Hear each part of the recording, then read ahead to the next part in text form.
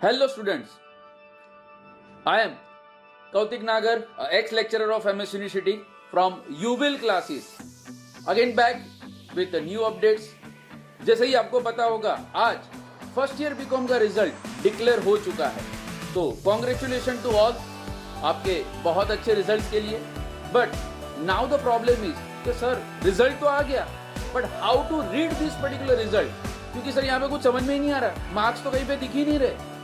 तो आपके लिए ही ये अपडेट्स है, please check the result now. अब आपकी जो स्क्रीन के ऊपर है कि सबसे पहला जो आपका कॉलम है that is about course code, यानी कि आपका सब्जेक्ट का जो कोड था वो.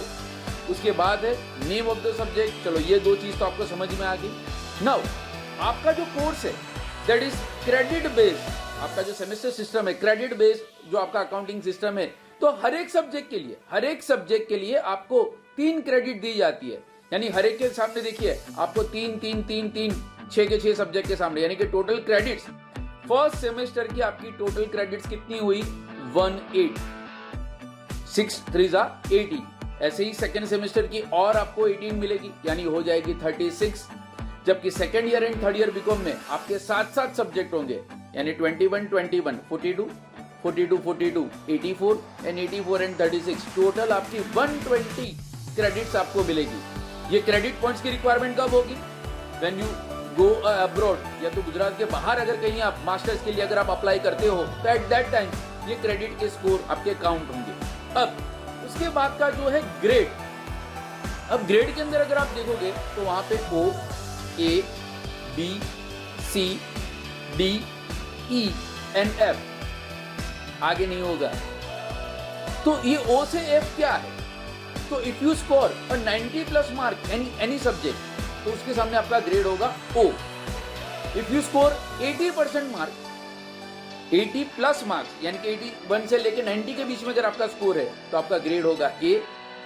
Same way 70 to 80 B, 60 to 70 C, 50 to 60 D and 40 to 50 वो होगा आपका E. आपके passing marks, minimum passing mark है 40, यानी कि अगर कोई सब्जेक्ट के सामने अगर F ग्रेड है, इसका मतलब आप वो पर्टिकुलर सब्जेक्ट के अंदर फेल हो, वहां पे आपकी 80 केटी हो सकती है. क्लियर? तो नेक्स्ट कॉलम है अबाउट ग्रेड पॉइंट्स. अब ग्रेड पॉइंट्स क्या है? जो आपका ग्रेड था वही है, जैसे कि O तो वहां पे होगा 10, A तो वहां पे होगा 9, B तो वहां पे होगा 8 एंड सो ऑन. उसके बाजू में आपको लिखा है अर्न ग्रेड पॉइंट्स. अब ये अर्न ग्रेड पॉइंट्स क्या है कि जो आपके ग्रेड पॉइंट्स थे 10 9 8 7 6 5 एंड सो ऑन, उसको क्रेडिट के साथ मल्टीप्लाई करना. जैसे कि हमारे हर एक सब्जेक्ट के अंदर क्रेडिट कितनी थी 3, यानी कि मान लो अगर कोई सब्जेक्ट में आपका O ग्रेड है तो ग्रेड पॉइंट्स होंगे 10, तो 10 into 3 आपका अर्न ग्रेड हो जाएगा 30. Same way 8 3 24 21 18 and so on. तो अब यहां पे सर मार्क्स तो है नहीं, तो परसेंटेज कहां से आएंगे? तो टोटल ग्रेड पॉइंट्स, आपको ग्रेड पॉइंट्स का टोटल करना है. अब देखो हर एक सब्जेक्ट के अंदर मैक्सिमम ग्रेड कितने हो सकते हैं 10, और हर एक सब्जेक्ट की मैक्सिमम क्रेडिट भी कितनी है 3, यानी एक सब्जेक्ट का मैक्सिमम ग्रेड कितना हो सकता है 10 into 3, यानी होगा 30.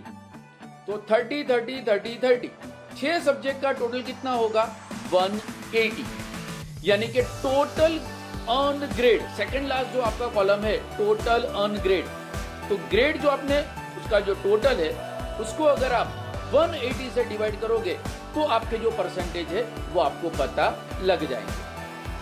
क्लियर? तो this is about how to read the your marksheet. For more updates stay tuned.